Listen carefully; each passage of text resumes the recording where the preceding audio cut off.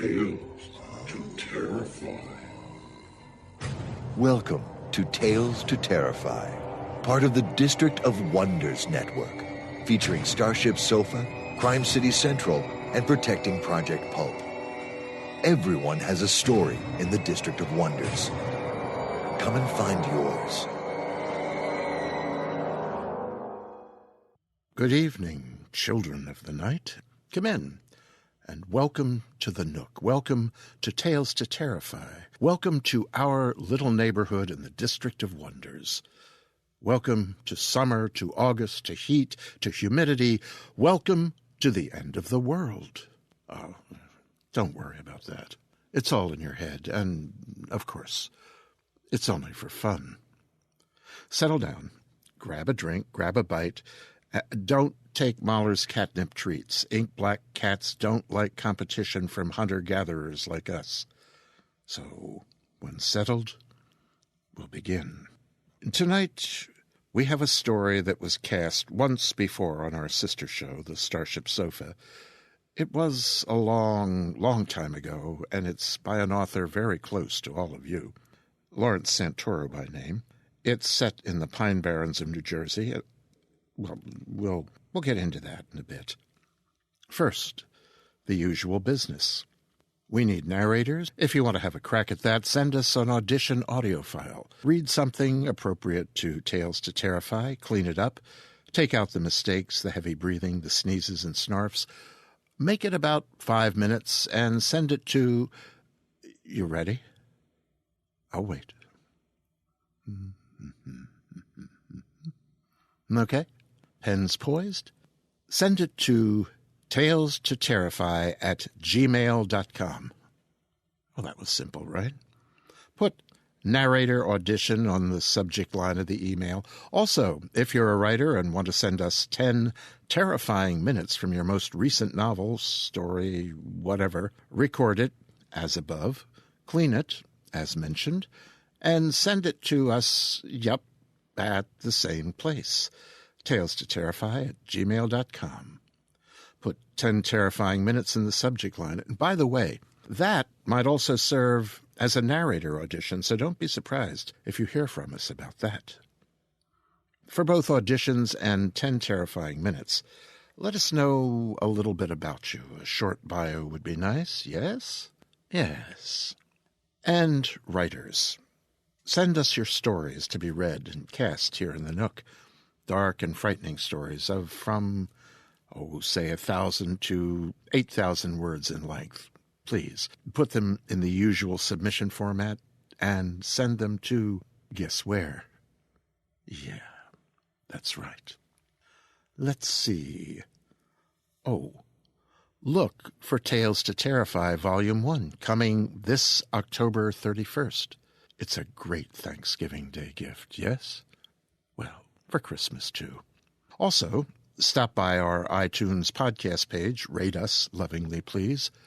Stop by the website, make a contribution to keep us in bandwidth and cat treats, and do not forget the other neighborhoods in the District of Wonders, the Starship Sofa, Crime City Central, and Protecting Project Pulp. No, Mahler, no. That's pulp, not pup. Pulps, as in early 20th century popular fiction. Hugo Gernsback, Doc Savage, The Shadow, you know. Adventure, swords, guns, you know. Anyway, on to our evening. It is summer. It's vacation time. It's blockbuster, highly anticipated, big-budget, special effects-laden movie time. And here, back from vacation, is our wandering abattoir guide, Mr. Mike Allen, to take you on a tour of his homeland. And, well, we'll let Mike and his fellow abattoirista tell you. That is the redoubtable Shalon Hurlbert, by the way. And by the further way, Mike tells me that since he's acquired both the print and electronic rights to the first 3 Clockwork Phoenix anthologies, he has now decided to edit and publish a 4th book in that series. To fund that, he's launched a Kickstarter campaign to raise the money. Now, if you don't know what Kickstarter is, just search for it. Put in Kickstarter. He has raised more than the needed $5,000, but he could always use more. This project, by the way, is being supported by the likes of Neil Gaiman, Sherry Priest, Ellen Kushner, Delia Sherman, Catherine Valenti, and many, many, many, many, many others. So go to Kickstarter, put in Clockwork Phoenix 4, and you will know all that you are like to know. Now, I shall step out of the way. And here is... Hello, Tales to Terrify listeners, and welcome to yet another installment of Tour of the Abattoir. Today, my friend Shalon Hurlbert is going to be joining me once again, and we are going to talk for quite a long time about Prometheus, the new science fiction/horror film from director Ridley Scott, that returns to the universe of his iconic Alien series. And as we had quite a lot to say, I am not going to spend a lot of time talking to you now, other than to mention that I have a Kickstarter going on to relaunch my Clockwork Phoenix anthology project. Larry Santoro has talked to you a little bit about this earlier in the program. Much to my surprise, today we are already fully funded, but I hope you'll still check the project out, as we have more goals we are trying to reach. Go to Kickstarter.com and look up Clockwork Phoenix 4, and you'll see all about it. And that's all I'm going to say for now. Here is me again, and Shalon. Hello, Tales to Terrify listeners. Welcome once again to the, quote, live, unquote, portion of this column. I'm here with my buddy Shalon Hurlbert. Say hi. Hello. And today we are going to talk about Prometheus, the new Ridley Scott film that may or may not be a prequel to Alien, depending on what you read. This is the first time that Shalon and I have watched a movie that we plan to review separately. So he has no idea what I thought. I have no idea what he thought. And this may be a very interesting discussion indeed. While I find this hard to believe, it is, I suppose, possible that some of the listeners out there might not be that familiar with what Prometheus is about. And Shalon, since you've done a great job in the past with our little capsule summaries, do you mind if I pass that task to you once again? Not at all. All right, so Prometheus is about a group of scientists led by two anthropologists who have discovered a series of messages written on cave walls, tablets, throughout most of Earth's ancient civilizations. And yes, the messages seem to point to a coordinate in space, so they get together with Wayland Yutani Corporation, which are the big bads behind trying to capture the aliens from the Alien movie series. And they end up following this map to an unnamed planet where they hope to discover the people who left the messages for humanity. Right. And of course, it does not quite go as they hope it would have gone. Of course not. They do discover the people who originated the message, and it turns out that at some point they had visited Earth in the past, seeded the planet with their genetic material, which resulted directly in humans. Yes, apparently we are alien descendants. Right. And they then at another point decided that they were going to come back and wipe us out, but never got around to it. Yeah, they managed to, it may be too much of a spoiler to say that exactly what happened, so what I'll say is their plan for what they wanted to do to destroy humanity did not work out very well for them. Right. A little bit of backfire going on there. Once again, directed by Ridley Scott, who directed the very first Alien movie in 1977-78, around that time period. Right. And in space, no one can hear you scream. Right. And was really one of the first game-changing horror movies when it came to suspense, slow burn feel to the film, and the level of detail and gore in the special effects that really brought a realistic sense to the film. There's a lot of crazy anecdotes out there about Alien. People who had heart attacks during the chestburster scene. There was a theater in Texas which was kind of infamous for cutting that whole sequence out of the film so that people wouldn't run out of the theater when that scene came up. Fascinating to think about that now. Yeah, with all the special effects that we're used to now, it wouldn't have that same effect, I think, on today's audiences. And in fact, one of the teenagers that I work with in my capacity as a teen librarian had just seen Alien, and I asked her about it, and she was fairly nonplussed by the whole thing. It was sort of semi-scary, but didn't really push her buttons. So it says a lot about what we've endured in film, that a 16-year-old girl can be unafraid and bored by Alien. Yeah, it's funny how that goes. Well, I feel my own history with the Alien series, I did not see Alien in the theater. Of course, I was a very sensitive kid, and my parents did not dare take me to horror movies because I would have nightmares about it. Right, I was about 3 years old, and the closest thing I got to science fiction horror was Star Wars, and right. But now, Alien was interesting because, of course, Alien came right after Star Wars and took the new level of special effects that Star Wars had demonstrated and applied it to what was really a very traditional horror tale. And introduced a new iconic monster in the Xenomorph. It was designed by, I'm probably going to mispronounce his name, H.R. Geiger. Yes. Of course, now that creature, horrible as it was to audience then, it's very familiar to us. I think my first experience with the Alien series was actually Aliens, the James Cameron follow-up, which is a very intense movie, or at least it certainly seemed to me at that age.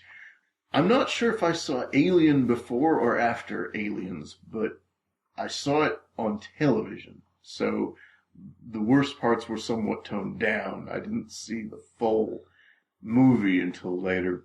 I've also seen David Fincher's Alien 3, which, though it has its moments, is kind of a disappointment compared to those first two. And the fourth movie, which was a Luc Besson movie. Right. Love Luc Besson, was not particularly impressed by what I saw of Alien 4. I have a unique way of looking at films. I try to separate myself from what's come before and look at a movie as its own piece of art, if you can call Alien 4 a piece of art. And my experience with the Alien films was at 13, I watched the first Alien. And that's where I started off, and it scared the holy bejesus out of me. I had nightmares, but I was so drawn in by the concepts and how there were so many like physical aspects of the alien that are reflected, or they reflected from Earth insects, acid blood, the extendable mandible, the carapace, short lifespan kind of thing. Laying eggs inside hosts, right. Or whatever it is that they put in there. And that made it all the more scary for me. As a little side note, I wanted to put this in here somewhere. And Dan O'Bannon is the guy who wrote the initial concept and most of the script for Alien. And if you don't know who Dan O'Bannon is, you should really see Dark Star, which is... I haven't seen that. It's a hilarious movie. Very dry, and if you're not into the dry humor, it'll come off as boring, but there's a lot in there that's worth seeing. But that's a whole nother discussion. Right. Well, all of that has to filter into Prometheus, which I understand, has some of Dan O'Bannon's ideas in it. Right. And actually, a lot of the initial design elements for Alien that weren't used in Alien, Ridley Scott brought back to flesh out the Alien mythos. For instance, there are all this concept art for Alien that you can find out there.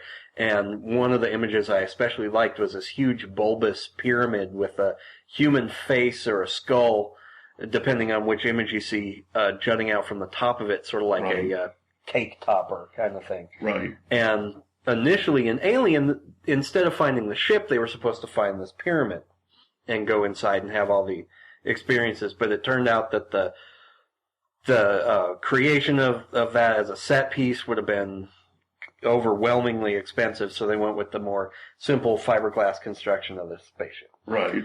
And those are... The pyramids are in the Prometheus. That's what they explore. It was really neat for me, a longtime fan of the series, to see that and recognize it and get a little excited about it. Where Prometheus lies in the series is a little bit outside of it. It's not a direct prequel. It could have acted as one if they wanted to take it in that direction. But I think as it stands, it worked very well without being definitively part of the series, and especially as a prequel, because the prequels are often fraught with all sorts of baggage and a need to live up to a certain, standard that people expect from the original. It's interesting to me that there's this sort of assertion that it's not really a prequel, because I think if you go to it without knowing all of the details of the original Alien movie, for example, not knowing that the planet that this takes place on supposedly is not the same planet where they find the ship. Right. Visually, in terms of the sequence of events that you see unfold, it looks exactly like a prequel. You see all the same images reappear, more or less. You see the ship. You see you see the slain pilot that appears in the original Alien, and in a way, in the original Alien, the pilot was in the pilot's chair. Right. In this, they have the same outfit. The corpse doesn't end up in the same place. I would concede that. But to me, it seems like it's so close to being a prequel that it's sort of strange that they're insisting it's not. I think when you look at a prequel as supposedly what a prequel is, which is a direct lead into the original, yeah, it's not a prequel in that sense. However, as a movie that's set in a time period before the original, in the same universe, yes, it's a prequel. The point I guess I wanted to make is, for me, there were some of the appeal of the movie to me. I haven't gotten yet to what didn't appeal to me, but some of the appeal of the movie to me was just the fun of watching the images, the iconic images that I remember reappear and how they get employed. For me, that was actually very similar to the experience I had watching the so-called remake, which is actually a prequel of The Thing that had the same title. Yeah. The Thing, in that the new version of The Thing does a very, whatever its flaws are, it does a very good job of setting up things that you saw in the John Carpenter film, and is a delight in that way. And Prometheus has some of that same appeal. Right. Some of the stuff in Prometheus that was particularly reminiscent of the first Alien film are, of course, the design of the ship, right, which is directly the same design that they use in Alien, and the same kind of like internal body horror where people are infected with something that ultimately causes their demise and gives rise to some other horrible right creature. Instead of it being something that bursts out of you, the two characters become infected with the kind of goo that alters their DNA, and they become mutated humans with incredible strength and viciousness. The first one that you see sacrifices himself, so you don't see the full end result. Right. But then shortly thereafter, the other guy who got infected shows up. Right, that's right. This is how I would sum up my actual opinion of Prometheus. Okay. Through a lot of it, I was kind of groaning, because to me, the actual plot Prometheus presented depended on all of the characters making the stupidest possible decision at any given time. However... And if they are making a stupid decision, they're making an extremely naive decision. Yes. However, at the end, despite everything that kind of made me say, oh God, come on, I still liked it. Yeah. I gotta say, as far as recent movies that I've gone and seen, this is probably my favorite other than The Avengers. Wow, okay. And I do not like this one as much as The Avengers. Oh, no. I love The Avengers much more. But, having said that, Ridley Scott is my favorite director, and there's something about the visual process that his films tend to go through that's very beautiful and very watchable. Sure. And even when the people were making the dumbest decisions on Earth, I couldn't stop looking at the film as something really beautiful to watch. The film is... The visuals are astonishing, pretty much, from one end of the movie to the other. Regardless of how you feel about what the visuals are representing, I wasn't particularly bothered by the Chariot of the Gods concept at the base of it, which is... Not at all. If you're not familiar with that, Chariot of the Gods was a book that came out in the 70s that imagined that all human life might have been seeded by these alien super beings, and it presented what was, I suppose, potential circumstantial evidence that the gods that, we all worshipped way back when, and I guess still do, were in fact these aliens who visited and created us. And Prometheus runs with that concept. Yeah, and in one of the earlier script ideas, it went even more heavy-handed than that, and it was to be revealed that the engineers, which are the aliens who seeded Earth, actually made the decision to come back and destroy humanity because they had at one point sent an envoy back to Earth who was then crucified. Right.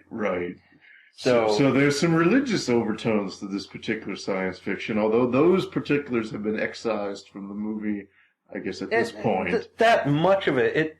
The main character, played by Noomi Rapace, who is an incredible actress, right, was very religious and struggles with the concept of, well, where is God if aliens created us? She ends up with kind of the hackneyed answer, well, if God didn't create us, then maybe they created the engineers, and through that we are eventually children of God.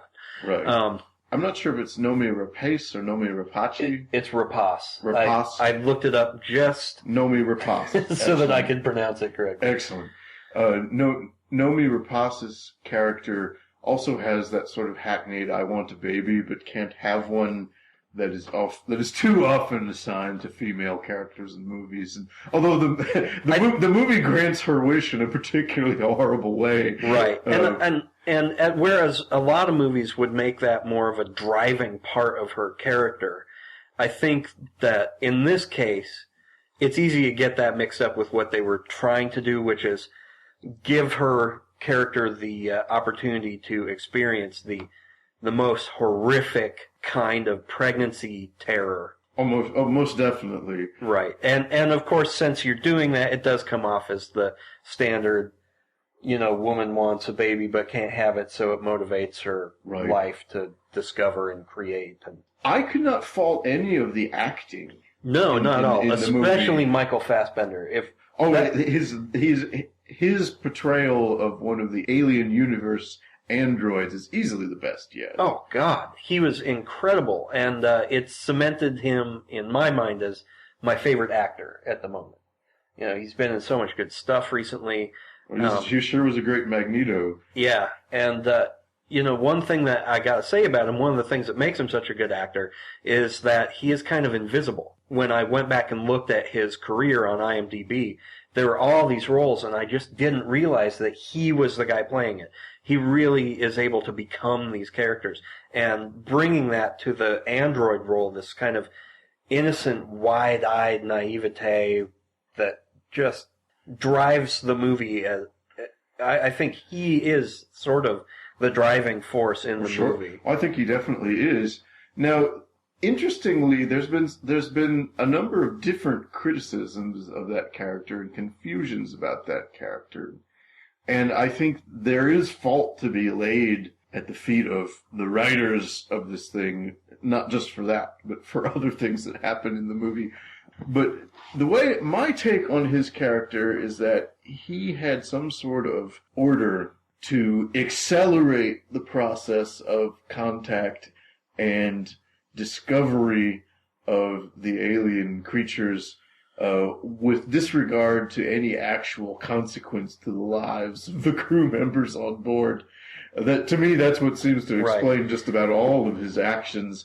The movie, however, is not very clear on resolving that, and that is the only thing the movie isn't very clear on resolving. Right, and I think other than Nomi Rapaz's character, he tends to be like the moral compass, even though he does some very morally reprehensible things. Sure. In the scene where he does accelerate contact without giving too much away, he, without outright asking the character who he interacts with in that scene, he does ask permission. Right. Right. I think the exact line is how far would you go to discover the secrets, whatever. And the guy says, I would do absolutely anything. Okay. And so he takes that as a complicity in the next stage of contact. I will say, you've heard me griping a little bit about the writing here. For me personally, the first moment in the film where I found myself kind of stepping back and going, okay, you guys didn't really think this plot through, happens when the scientists are all inside the pyramid and decide to take off their helmets. Because why not? Yeah, I guess the logic, if you can call it that, is that there's an artificial atmosphere being generated in this pyramid that is perfectly breathable to humans. Sure, and who knows what microbes or contaminants could be. Which is something that just drives me insane about most science fiction.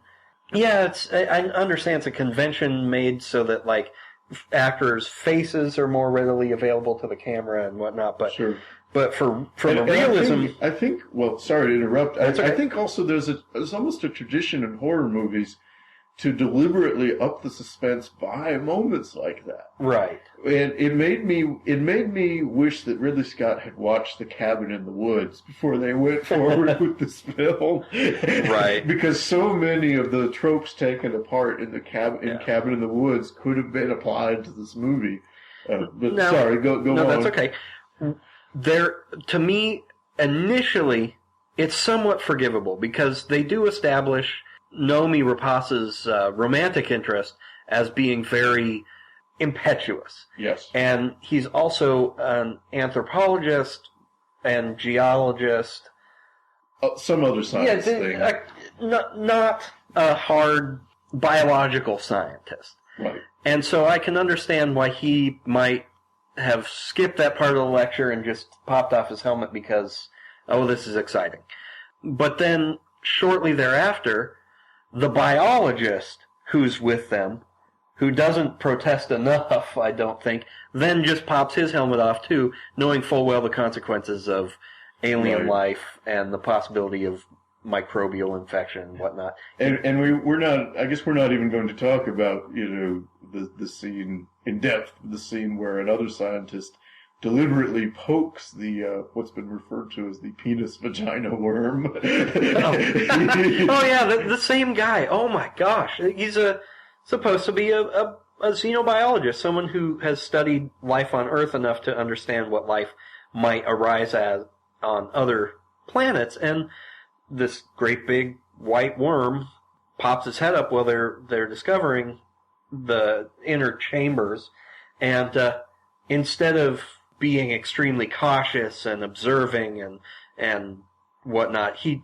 gets enthralled by its beauty, which I gotta say is pretty questionable. It does, in fact, look like a weirdly albino penis with a cobra hood. Yes. And just reaches out to touch it. And, of course... That's what I'd do. Yeah, right. But, I did see a comment somewhere, or a 4-panel comic or something, where it discussed this as like, well, it looks like a cobra. It acts like a cobra. Why don't I pet it like I would a cobra? And, of course, it's not friendly at all. Right. Yeah, imagine that, a creature in an alien movie not being friendly. Yeah, no kidding. Yeah, and it was astonishing. I also, I don't want to turn this into a long gripe fest on my part. I have to say that I was disappointed with how Charlize Theron's character was ultimately dealt with. Because she struck me as a very interesting character that more could have been done with. And absolutely. And she falls into the mustache-twirling villain trope there near the end. Right. At first, she seems to have deeper motivation, and then near the end, it's just straight, this is what I was ordered to do, so I'm going to do it, and damn the consequences. Right. But what ultimately happens to her is one of the silliest things in the movie. Oh, my God. I think Penny Arcade did a comic that really lampooned that. They did. There's also a wonderful YouTube video about science training for Prometheus. That lampoons a lot of the scientists' behavior in this. When in doubt, check it out. I guess my thought as a writer is, wouldn't this movie have been much more interesting is if you had the scientists behaving like you hope at least scientists would behave. Right, taking all the precautions. And then you had Michael Fassbender's character sabotaging things. Absolutely. It dilutes the impact a bit in that you have him being this sort of reckless saboteur when he really has to do nothing because the scientists themselves are so incautious and incompetent that they kick all sorts of things in motion all on their own. I never really thought about this until this moment, but I will give away one thing that we've kind of hinted at before. Michael Fassbender's character, David, infects Noomi Rapaz's love interest with this black goo, and it begins a terrible... Beware the black goo. Right. It's a terrible transformation that ultimately ends up with him destroying himself or allowing himself to be destroyed to save the crew from what he's becoming. If David hadn't done that, they would have had the same result because another character becomes infected with the goo by himself and returns to the ship. Yes. So what you're saying really is that David could have fulfilled his mission by just sitting in a chair the whole movie. Exactly. But, on the flip side, I mean, I confess I am a guy who watched Apollo 18, which is equally ludicrous in its science, and was very entertained by it on kind of just the flat-out B-movie horror level, which Prometheus delivers with some of the best special effects that you'll ever see. Yeah, it is a beautiful movie. So I kind of want to turn the conversation a little bit to its existence as a horror film, since that's sort of what we're supposed to be talking about. And we've gone over a lot of the flaws in the film and some of the good parts, but really as horror, it is my favorite kind of horror, which is body horror. And if you're not familiar with that term, it's horror that deals with changes in a body or foreign objects or creatures inside the body, something very personal and, to me, very, very scary. To give you an idea, the idea of parasitic worms, if I just think about it long enough, it'll keep me up at night. Right. And so the whole concept of having something like that inside you, something living inside thriving, eating. Right. It just drives me crazy. And after talking about it now, I'm probably going to be sick to my stomach for about an hour. But in this case, it does it extremely well. Very, very grotesque, but clinical, and it's hard for me to describe. One of the scariest parts of the movie for me was the day after the love interest is infected by David. he wakes up and he feels terrible, and he goes and he looks at his eyes in the mirror because they're really bloodshot, and you see in the pupil of his eye a worm or a tentacle or something flicker around for a second and then retreat. Yes. And, oh my God, I don't know what I would do. I would want to pull my own eye out had I seen that. And it's incredibly scary to me. The monsters in the film I found very interesting and visually appealing.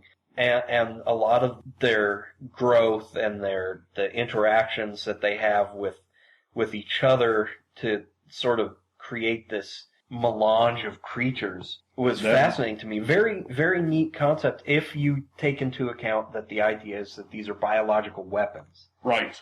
And they were very well set up as something you could drop on a planet, trigger, and then go away.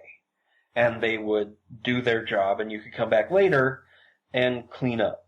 And it's an interesting explanation for what the aliens that follow actually are. Right. This is sort of a proto-alien. It sets us up as like almost a biological weapons design facility, and what the engineers fall prey to ultimately is the goo. Right. And not the actual creatures that result from it, just like an accidental exposure, much like what happens to the crew of the Prometheus. Prometheus is the name of the ship, by the way, just in case you weren't the familiar. ship that actually gets them to this planet where all these bad things happen. Right. And another really, really gut-wrenching and chilling part of the film is they discover the head of one of these engineers that's been in this chamber that has perfectly preserved it. Oh yes, that was one of the more interesting moments. Oh my gosh! And they bring it back to the ship, and they notice that it's got some kind of thickening in the skin around certain areas that doesn't look natural. So they insert an electrical probe and begin upping the amperage until they get some muscle response from this head. And the level of terror, fear, and pain on the face of the head as it begins to awake, it really made me think that they didn't think through that sort of thing might actually wake up the mind of this. Oh yeah. I gotta call it a person, and it ends up being pretty disastrous. If you recall, you could look at it as a much more serious take on the head animating scene from Reanimator. Yeah.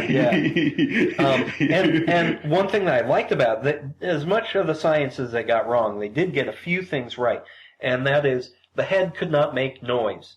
If you don't have lungs or even a throat to pass air through, you can't speak or make noise. This is true. That's unlike the head in Reanimator. Right. So the mouth is moving, and you could almost take it as either cries of pain or an attempt to speak, but it's silent. Whatever message it had is lost. Definitely one of the better moments. I just wanted to say in summary that my take on Prometheus is that I do recommend seeing it, but keep your expectations low. I slightly disagree with you. I think as far visually and conceptually, your expectations can remain somewhat high.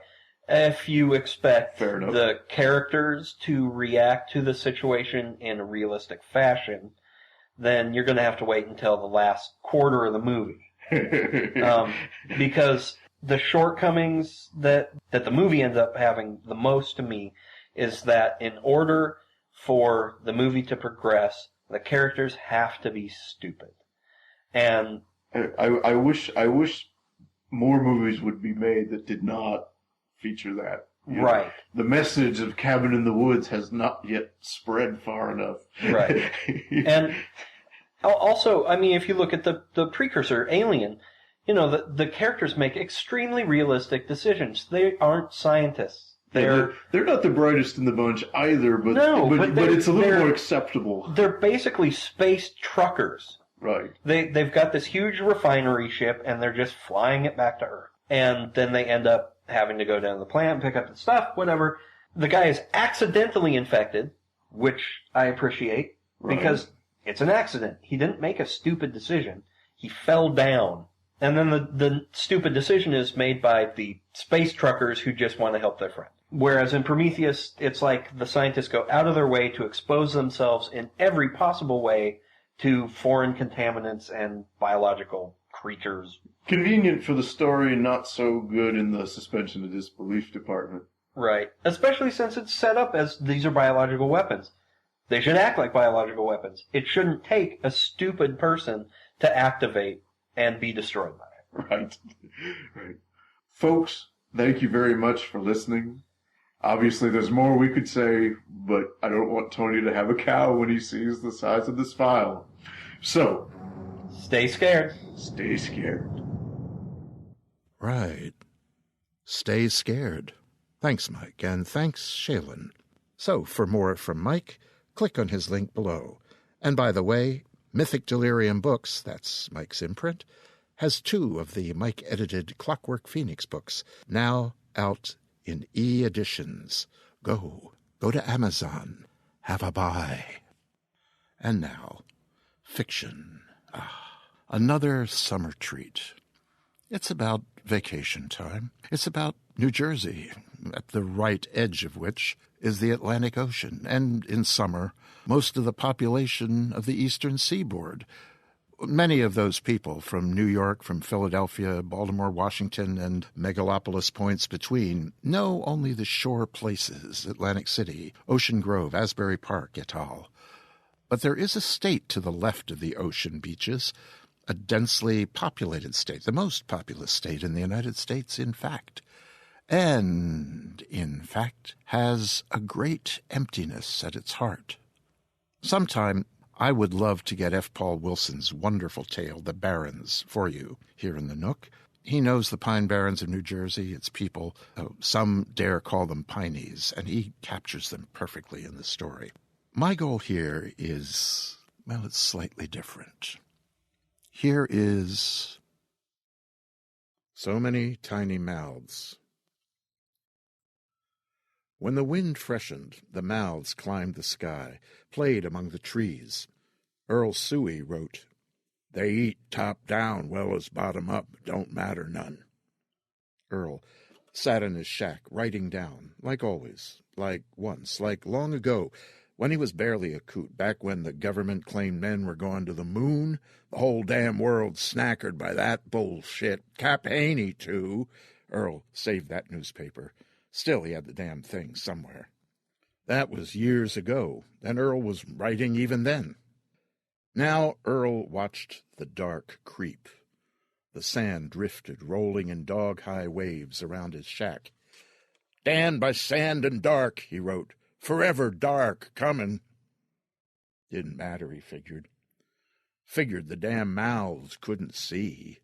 Even though they got one of my eyes, he swigged a little beam and added, "Ha, ha." His eye hole itched and hurt at the same time. So many mouths, even blind.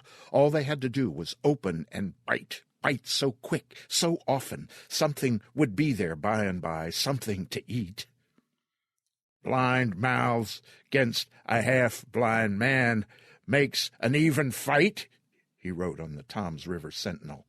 "Even," he said to no one, laughing. "Even nothing. When the end is sure."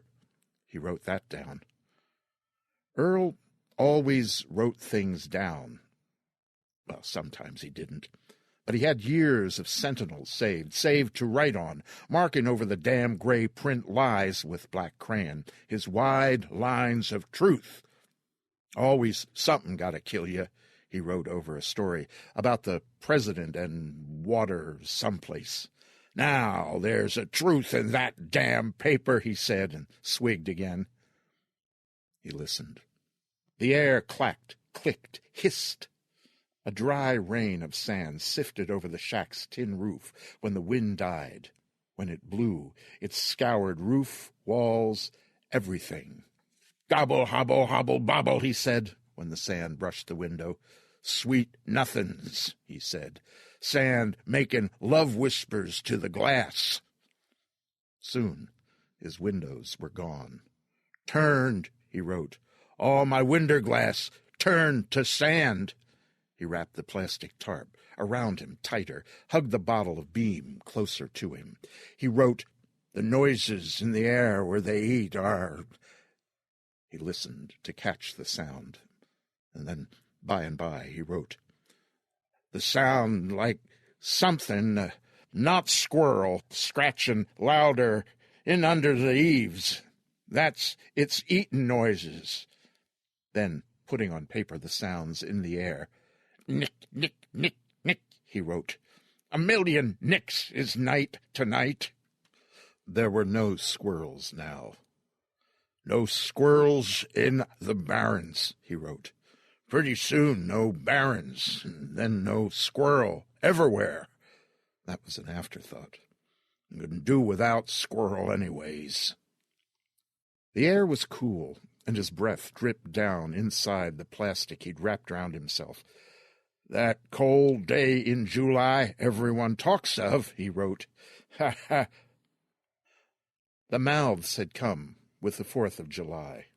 He wrote, "Everyone missed the end of the world." Then he added, "Cap Haney, Buster Leak, too. Too much fun, I guess, howling at the moon."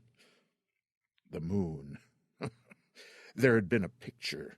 Made him laugh. He'd cut it from the Sentinel years ago. He showed it around over by Chatsworth. The damn picture had the astronauts standing on the moon in their suits, and there it was, the damn moon in the sky of the damn picture. "Now, how can they be on the moon when the moon's in the sky there?" he said. "You answer me that." Folks, real folks, they just shook their heads. "Good catch, Earl," they said. Cap Haney, he looked. "Damn, Earl," he said. "That's them practicing in their spacesuits there. They're out in the desert. You see, it says, them astronauts practicing for when they are on the moon, for crying out loud. Sure, that's the moon in the picture. That's where they're heading. Christ, Earl, it says right there." Earl, he shook his head and saved the damn picture. "If they're on the moon, how can the moon be in their sky?" He wrote it. Still made him laugh. Cap Haney. The end of the world started with the folks from Filthy Delphia. The family stopped on the day, 4th of July itself, canoe strapped to their roof, and lost. They bought a couple 5 gallons of gas from his dipping barrel, and he'd pointed their way to Papoose Creek. Earl's old hunter dog had ignored them. When their car had come crunching up the sand trail off the county road, the old bastard raised his head and sang a squeaky bass roof. And when the car stopped, he growled, and when he saw their faces, he just fell asleep, farting. The young dog was off on the causeway in the wood. He didn't bother homing to see what the hell was up with these folk. "Help us with a little gas there, can you?" the driver called. "Service station's closed over in—" The man turned to the little woman. Chatsworth, was it?" The woman bent to the map, crinkled in her lap. "Buster Leak, too goddamn rich to work holidays," Earl said. He squinted at the car folk. "Yeah, us Pineys, we gotta take our fun, too, you know."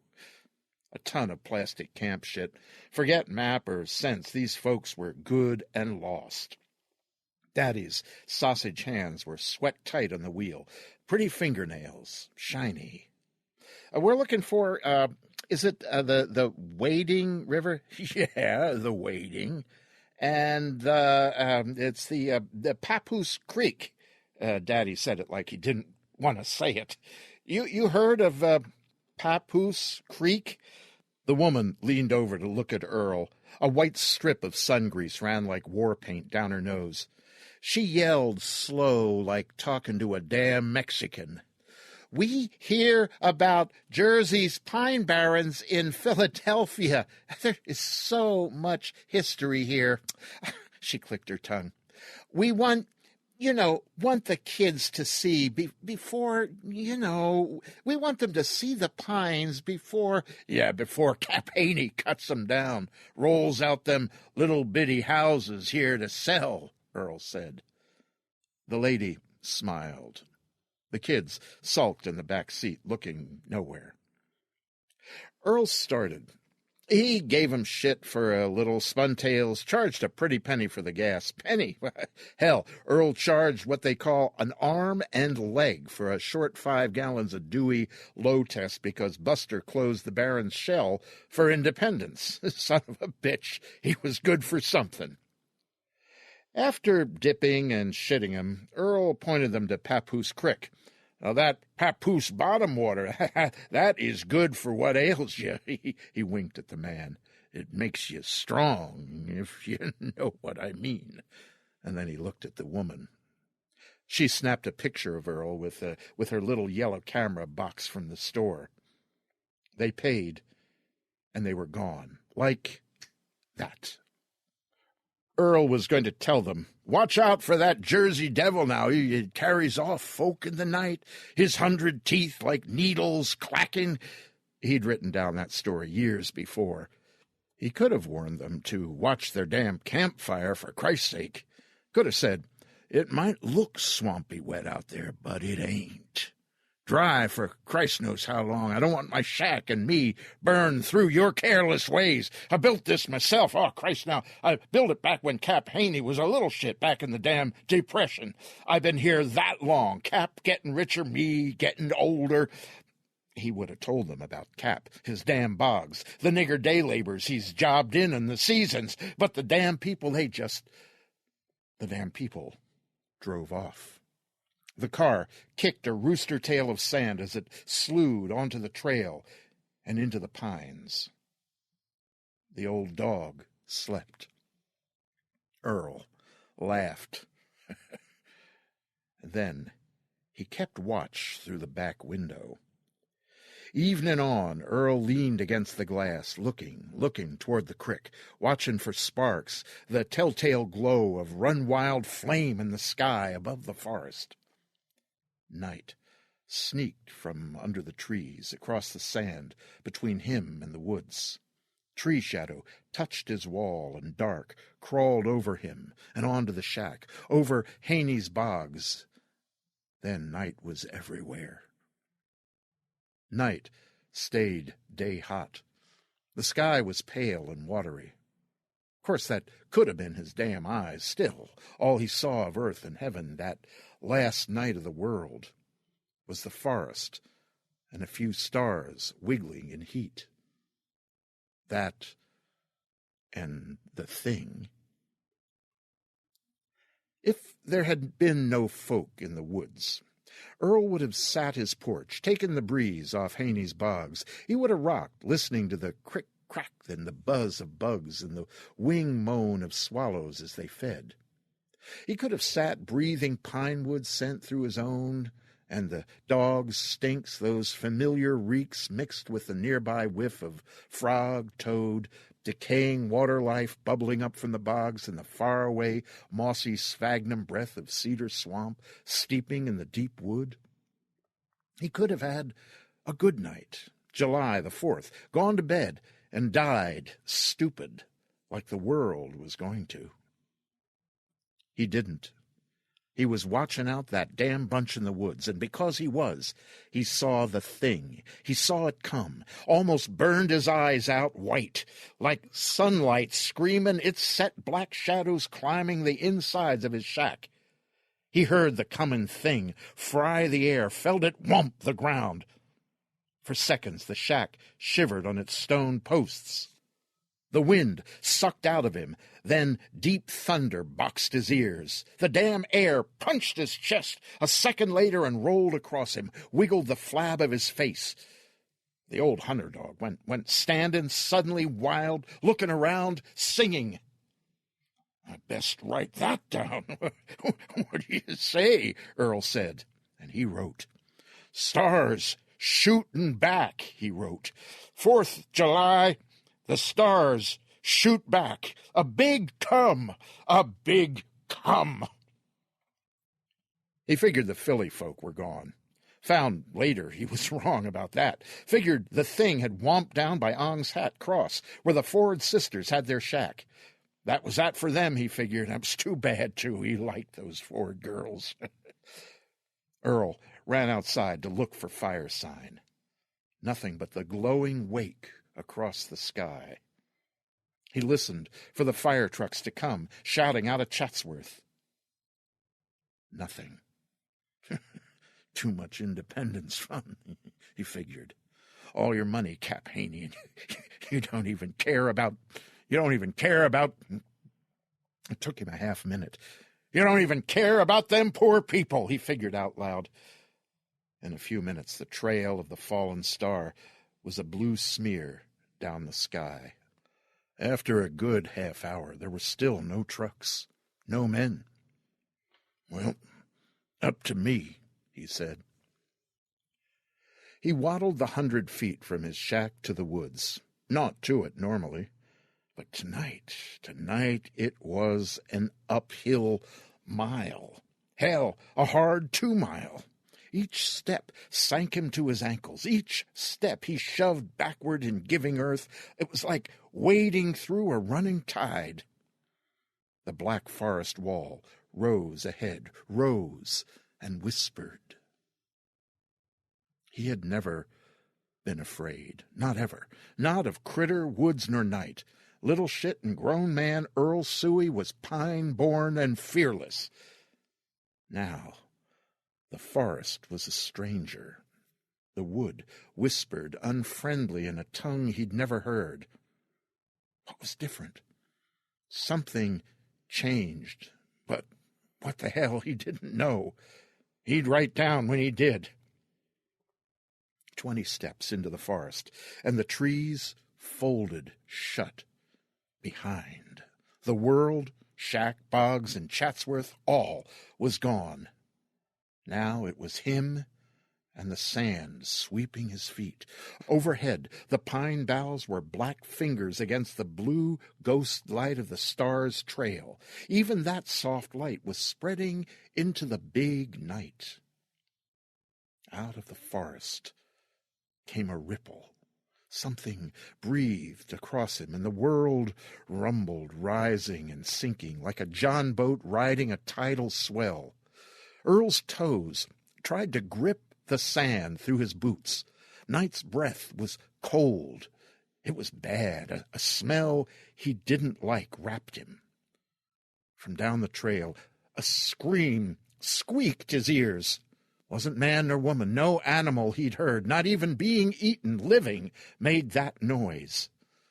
Something, clamped in pain, was down ahead, dying.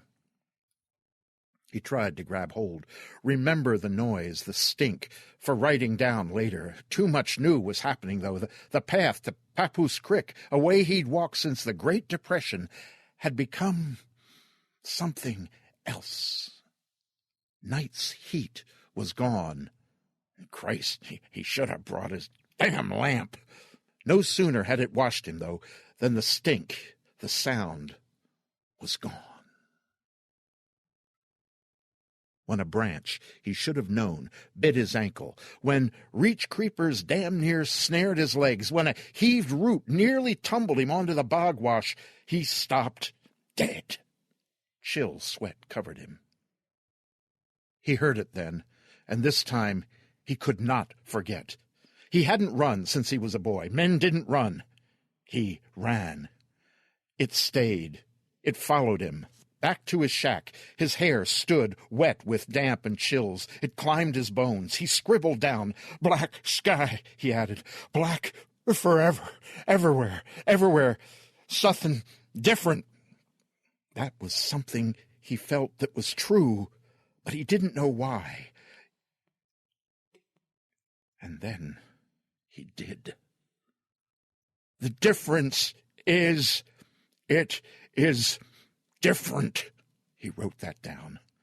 Before, everything was all the same forever. Trees, paths, places, all directions the same.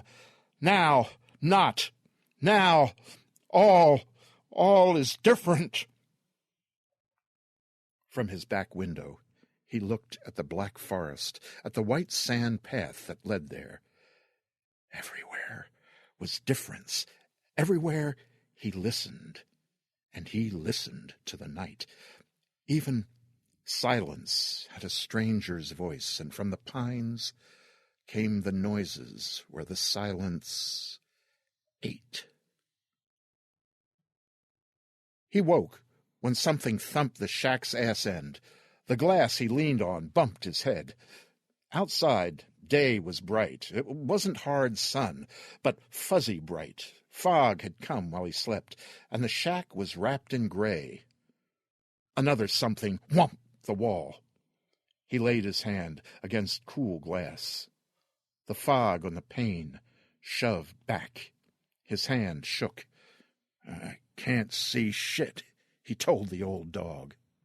The hand he pressed to the glass was veined red and blue, thick-skinned, crossed with scars and stories. That was the same. At least that. The nails were yellowed, thick, chipped, dirty. After so much night writing, his right thumb and first 3 fingers were black with crayon wax. The pinky edge of his hand was gray with news ink. And like always, those hands were truthful. And now they shook. They shook, damn them. Another something screamed as it whumped his wall. He'd had it. Onto the porch, Earl, the old dog. The shack might as well be hung a mile in the air. He couldn't see earth, not even the foot of his own damn steps. He and the dog stood there, and they sniffed. To Earl's thinking, morning smelled a little like fire, a little, not a lot. What the hell, he thought. I'm near 90. Near 90 and afraid, Christ. And something else whomped the back of the shack. A big flapping followed.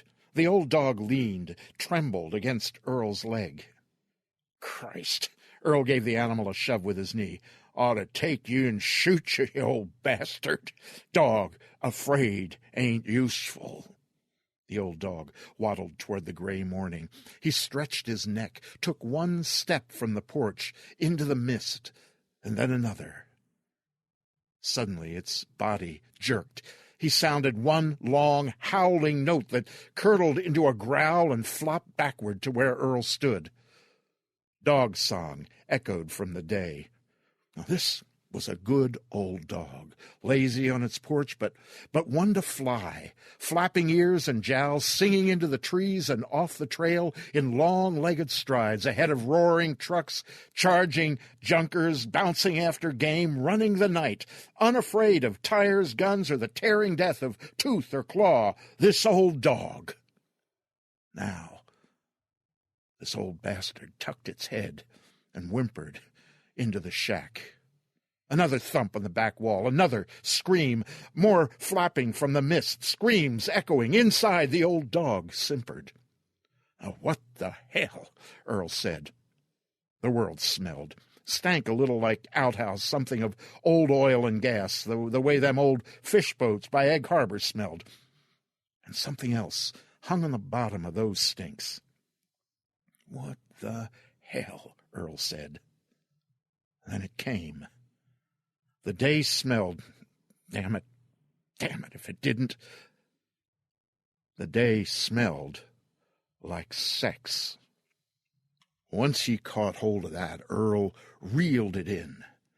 Damn, if it wasn't the biggest part of the morning. The thick odor like that place women had. He remembered that damn much about it all. "You old shit," he said to the hound. "What good's a dog afraid of a little pussy?" The dog shuffled deeper into the shack, away from the open door. The flapping from the back sounded like a woman shaking a wet sheet for drying. 2, 3 wet sheets, a dozen wet sheets. Another thud and more. Out of the noise from both sides of the place, a stream of birds came running, reaching for the air, big birds and small. With them came fox, coon, squirrel, possum, all together swarming around the shack, flowing past, over his roof, his porch, and into the fog, all away from the woods. "Jesus Christ," Earl said. Later, he tried to write down the sounds they made, birds so scared they forgot air had buildings and trees in it. Squirrels so frightened they'd run with fox or cat, critters as would eat them standing still or on the run, all the cries so terrible as to frighten a chasehound. The broken, flapping birds were the worst. Later he wrote, "No birds, but birds'll be the last." A minute after, he calculated fish might be last to go, but he didn't bother writing it down. Earl stepped off the damn porch. 2 paces, and the shack was a gray smear in the blank white day. "A man could lose himself, step from his own damn porch," he said.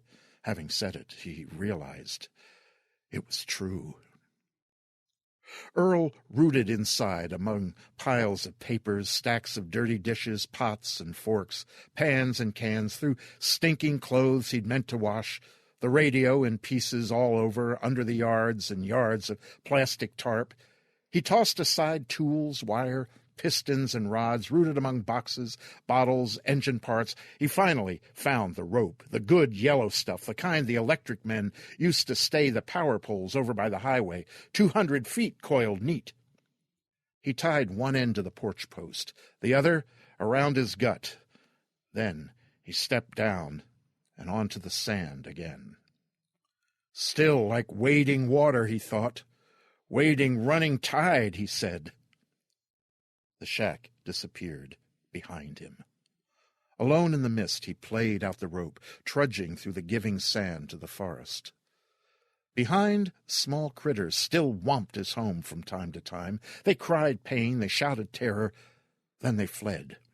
What the hell he was doing he didn't know, but he felt the need to look, felt he ought to be on the trail into the woods. Whatever strangeness was here, it had come from the sky. Now it was in his patch of wood this foggy morn. He had maybe 40, maybe 50 feet of nylon rope still on the coil, when screams, 1,000 of them, echoed from the mists. Some near, some distant, the screams held 1,000 terrors, all pain, all on the move toward him. A breeze stirred the sex stink a little bit.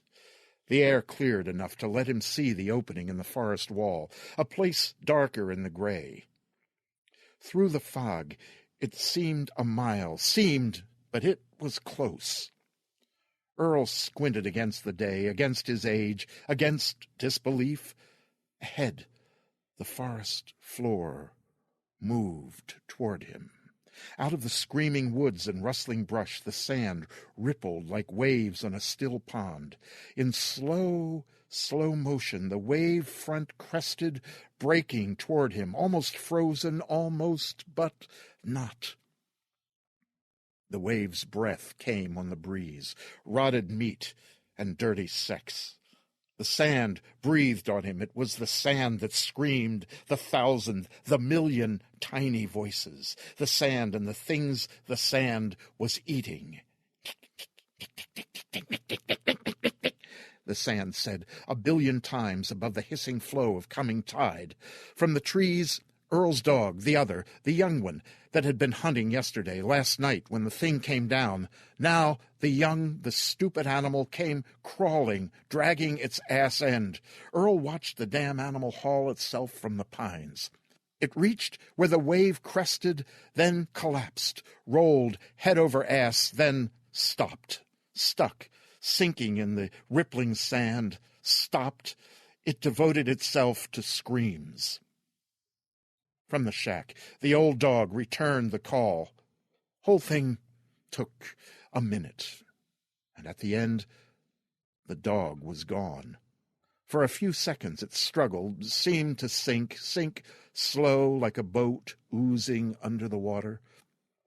When the hound rolled over, it was dead and no longer screaming, but it continued to writhe, made lively by the action of the chewing sand, argued over by so many tiny mouths. The dog went side up first, then belly up, ribs like teeth. Earl saw no legs, no more hind end and belly. The thing was body cavity and bone, spilling, unwinding guts, dissolving flesh and blood, seeping into the sand, and the sand drank. The sand ate. The dog melted like a block of ice in summer. It was summer, and soon gone. A minute. Earl wrote, "Sand come from out of space." He wrote, but knew that wasn't right. Sand may be made alive by... He held the crayon above the page of the Toms River Sentinel. It shook. He couldn't figure what to say. What made the sand alive? He wrote, "That star fucked us, sure." That seemed as good an answer as any. Fucked the earth and made it live. He was writing on the picture of the astronauts back from the moon, sitting in their little isolation trailer, talking with the president through the window, astronauts smiling. And when the morning stopped screaming, the mists cleared some. The rippling wave folded closer to Earl. He backed away, kept a good 20 or 30 feet of still earth between the living, rolling sand and his own damn self. The day had cleared enough to let him see a little. Even so, he followed the yellow rope, wound it around his arm, back to the cabin, onto his porch. He hugged his porch post, the post he'd raised in the Great Depression. The sand waved, stopped, a couple 3 yards from his steps. It murmured, waiting, waiting. The world stewed and hissed, a pot set to simmer. He heard more than saw through the thinning fog, but the forest was moving, creaking, cracking. Trees, a few, fell. Then more. They fell, rolled, tore the brush crackling in its own dissolving ways. He pictured the pines falling, upended, rolling, sinking, eaten like his dog. The wind blew, and the fog tore to shreds around him. With the blowing wind, Earl got a little of himself eaten. A grain of sand on the wind, some grit to the eye, that and nothing more. Nothing unusual in the barrens. He blinked, wiped the corner of his eye like always, and then from deep inside him, the familiar pain grew new teeth. White heat screamed. It grabbed the side of his head. Fire flashed, a bright needle inside his eye. One grain, but it ate fast. It ate hungry, ate fuller than he could have thought. That thinking came, was written down later, of course, later. In the moment, the pain dropped him to his knees. He fell, hands first, on his porch. By the time he'd wiped the grain away, the eye jelly was gobbled, the lid poked through, ate out, and that part of his seeing was gone for good. Later, the sand wave swept forward, slowly, running like molasses in January. It wrapped the shack. It rolled on. Later, he wrapped his head in the torn parts of his last clean shirt, took to wearing the goggles he'd kept when he junked that Indian motorcycle back in 1942. He wrapped and taped himself inside the plastic tarp. That's when he wrote, "Hell, there's something gotta kill you. Might as well be this." And that was as true as anything he'd ever written down. Later, the car came out of the silence, banged and screamed, a strange and alien thing on metal rims, the tires eaten, gone, the engine banged near death, over-racing, coughing, threatening a stall, but kicking sand every which way, spraying the tiny teeth into the air. "Sand eats rubber," he yelled. "Reckon you know that, though," he said to himself. The car folks stayed put. Yelling, but stayed put. Earl wore his new plastic suit and brick shoes out the door, bricks wrapped to his feet with yellow plastic rope. He whisked the wind-borne sand mouths off the porch with a flail of frayed tether. The car's windows were near gone, pitted and holed like cheese. "Now the glass, it turns to sand," Earl yelled. Shreds of nylon tent covered the holes where the windows had gone over. "Well, I guess you found that one out, too," Earl said. In the car, the people screamed. Earl couldn't see who was left. "Where to go? What to do? What, for God's sakes, to do? How do we get out of here?" They all screamed at once. "Give us gas," someone inside yelled. "Pour some gas and we'll take you too," someone yelled. Earl thought it was the man, but who knew? The yelling was so shrill. "Sure," Earl yelled. "Well, I gotta charge you, though." He laughed at that. "Help us. For God's sake, help us." It was another voice. It was the woman's, maybe the girl's. He couldn't see with his one good eye and the fading light and the pitted plastic lens of the cycle goggles. "Where you going?" he called across the sand. "Where's out of here when the whole world's going over?" "Please." It was a squeaky boy's voice, then again louder, the squeak rising through a scream of "Please!" "Well, now the gas is there, son." Earl pointed to the drum. It sat where it had the day before, and for 50 years, on its stone base. Go help yourselves. It's a day after holiday special," he called across the clear. He felt a needle sting as a couple of pissed-off mouths nibbled at his nose. He swatted where they bit. He scraped them away, leaving a little trail of blood across his glove. "Fill her up," he yelled. Couldn't help laughing at the thought. He laughed again. The family danced in the dying car, yelling to him, to themselves, to the world. Earl wondered what was going on, being decided behind those tent flaps. Who'd sacrifice? "That's it," he said aloud to himself. "That's it. I bet you're figuring, now, how far can we get on this tank? Or you're thinking, how long can I last? How much gas can I dip and pour till they eat me to the knees, huh?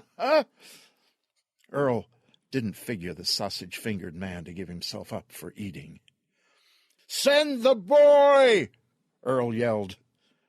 "And then what?" he said, but he said it quiet and to himself. He was wondering how damn desperate the folks were. He stood by to watch. Earlier, he calculated why he was uneaten. He'd built on piles of rock. Back in the Great Depression, he built his shack just right, kept sill beams off the ground, so he sat on old granite now, watching the sand eat the living earth away. Oh, it was eating the cabin now. He couldn't miss that. He could hear it at the wood. The sand was resting, but when the wind stirred, it flew, where each grain nested on something living or something once alive, a log, a blade of grass, or a critter. The sand ate, and didn't fill. He wrote down, "Nick, Nick, Nick, 1,000,000,000 times already. Billions more to go." Earl watched through the day, and when the sun sat on the western sawtooth ridge of trees, the sand began to stir again. "You're waking up for night," he wrote. The wave began to ripple, to murmur. Not a bird, not a bee, not a critter moved on earth that Earl could see, just ground itself gnawing, crawling on its mouths. Earl dozed, downing whiskey to kill the pain in his eye, his head. He slept not well, but hard, and he woke alone. "Dog gone," he wrote. Then he laughed. Brick shoes, now that was smart, he reckoned. Keeping wind-drift sand off his floor out of the way became impossible. There was too much wind, and the sand too small. The plastic tarp he wrapped himself in wore as he walked. Let some seep in, and when it came, it ate on his feet. Finally, he got the notion. Put something between him and the ground, something sand didn't eat. Bricks, he figured. Bricks would work. Knocked a couple off the base of his kerosene heater, and that was it. Fine as frog fur. And from then to the end of the world, Earl walked, clumping, thud, thud, thud. From his porch in sundown light, Earl kept watch. The damn car never drove off, never tried. No one got out. No one tried to fill the tank. The thing sat, revving every now and then, every so often. The inside screamed. Sometimes the screams were at him, and sometimes not. Every so often the car shook and shimmied as though someone inside was dancing, fighting, humping. Sundown. The car went still. The engine chugged through the last of the light. With the crawl of shadows, it coughed once or twice, raced again, and then shuddered, still. Earl listened. There was a voice inside, one. It was crying. Earl took a last sip of Jim Beam. Go on home now, he said. Go on home. And he tossed the bottle to the sand. Not light enough now to see, but he heard the whisper of the sand, the urgent chatter of the glass as it shivered into a billion parts, the parts making friends with the sand. The voice from the car kept crying. In an hour, it screamed, loud. The screams went on for a minute or two, maybe 3. Earl's clock had stopped. But then the car went quiet. Later, he listened to the trees, their noises as they fell. Soon after he was gone, Earl figured, pretty soon after, he figured, the trees, they'd be gone too. Fuck 'em, he figured. Damn trees tried to put his eye out, tried to trip him all his years of wandering the forest. They'd tried to crush him when he felled them, had been the mothers of splinters and burning faggots and broken chairs, and trees had tried to get him all his life, and they had failed. And they might outlive him now, but not by much. Grass, cranberry, sphagnum moss, fern, other living shit, that'd all go down the mouths. Fuck the trees and the horse they rode in on. He wrote it down. Almost the last thing. For a second, he thought about being buried. Then he laughed. World swallows you anyway. Might as well like this, he wrote. That was the last. Earl looked up. The wind picked up, blew through the holes where once the windows were. The grain scoured the wood. Nick, nick, nick, nick.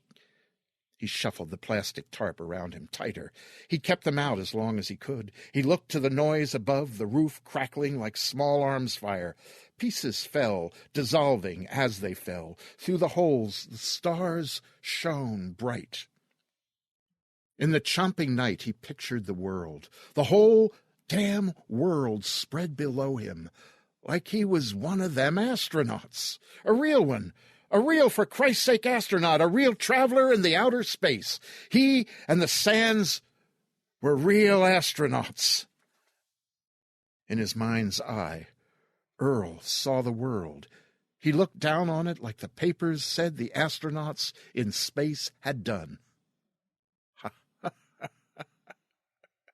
In his mind's eye, Earl watched Earth shrivel, die. All the living, all that was growing green and climbing, all the critters, the people, he watched it shiver and go down, rolling in the sand like that dumb young dog of his.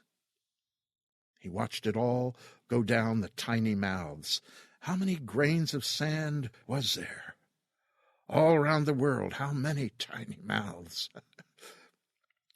From where Earl sat, wrapped in plastic, tethered to his shack, peering from his goggles, breathing slow, he saw the world reshape, flatten, in his mind's eye, looking down.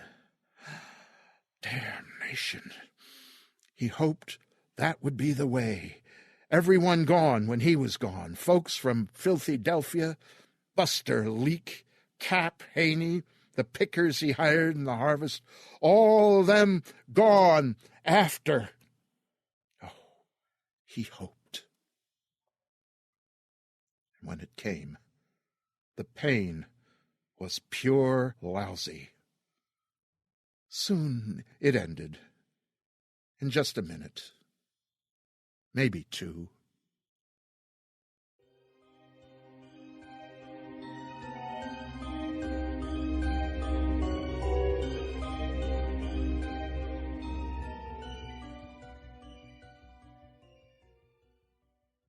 I wrote So Many Tiny Mouths because I was asked. Not to write an end-of-the-world story about sand eating the earth and all its people, but because I was asked to contribute to a book called Fang and Claw, I believe it was. This was a long time ago. I was asked because a well-known author who had promised something by a deadline date failed to turn in his tale, and I happened to be standing next to one of the 3 editors in the book at a convention, and said editor turned to me and asked, and I said yes, and I think within 4 days sent this story. The Witch was accepted, and then The Witch was returned because that earlier, better-known author had finally brought forth and delivered. Well, that happens. I shelved the story. I do that. I also didn't particularly care for it, in the shape that it was in, when I gave it to the Fang and Claw people. Over the years, I tinkered with it. Finally, I read it aloud at an event, and because of that was asked to give it to an editor who was doing a prozine online and was paying pro rates, and there it was. In electrons, but paying electrons, and illustrated by Alan M. Clark, one of my favorite horror and dark fantasy illustrators. When I wrote So Many Tiny Mouths, I think, and I say I think because I have to reconstruct this from old story notes, I think I was trying to craft a Lovecraftian sort of tale, one of infinite horror, a horror that arrives from the great beyond, one that is beyond our ability to understand and which is entirely inimical to mankind. I also wanted the reader to view the story as possibly taking place entirely in the head of an old man who is dying alone. Well, listen, I won't go into the details of the writing or of my life history as a kid from PA who Jersey shored it every summer of his fetchings, and how I never knew that the hour-and-a-half trip along the highway into Ocean City was through dark, ominous, impenetrable Jersey pine woods. Just suffice it to say that after my kidhood, years later, I did a documentary film in the pines and had as my guide an irrepressible coot by the name of... No, I'll not say. Well, I'm sure he's gone by now, but who knows? Anyway, my character, he's fiction. Any resemblance to anyone living or dead, purely coincidental. Yes? Yes. And to let you know, So Many Tiny Mouths is part of the collection of my short fiction, recently published by Silver Thought Press. Ah, now you understand. Now you know why I aired it here. I'm selling my book, the title of which is Drink for the Thirst to Come. It's available on Amazon, on Kindle, and wherever really discriminating books are sold, which increasingly is fewer places each and every month. So Many Tiny Mouths is one of 14 stories in this generous collection, and I hope you'll consider it for your chilling summer, autumn, anytime pleasures. So, that is your evening here in the Nook. By the way, feel free to find Tales to Terrify on Facebook and like us. It's the one with the happy red icon and the green Tales to Terrify letters when you're looking for us. You can say what you think about the show there, too. And that, finally, is that. Next week, and let me create a catchphrase here, there will be something completely different. It's the nature of horror. So, have a nice walk home.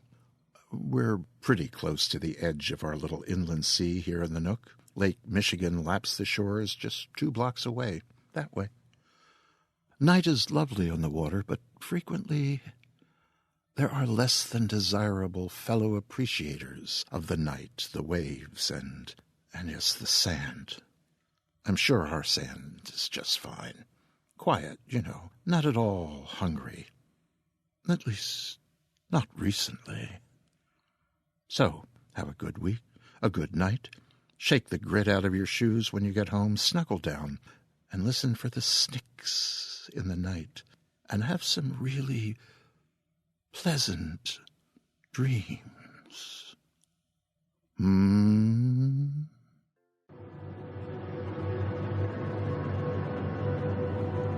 This presentation has been brought to you by the District of Wonders Network, dedicated to podcasting the finest genre fiction.